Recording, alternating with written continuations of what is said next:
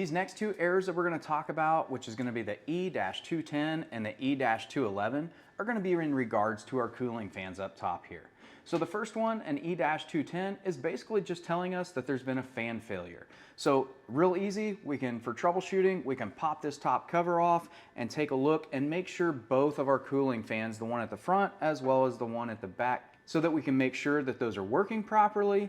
If we find one that is not working, then we can end up replacing it. However, we do want to verify that we have our 12 volts DC coming off of our I/O board for either one of those fans. We would be able to check that right here, and then we could replace the fan accordingly if it needs to be.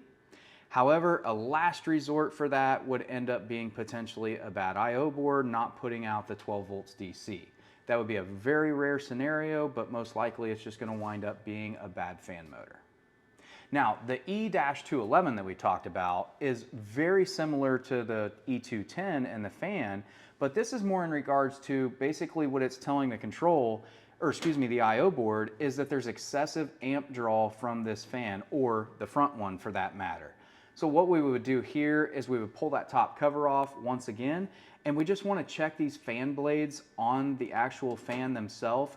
Make sure they're not obstructed, make sure there's not heavy buildup of grease and dirt debris, maybe bogging them down. So potentially what we could do there is either clean those fan blades if they are feasibly cleanable, or we could end up just replacing the fan itself.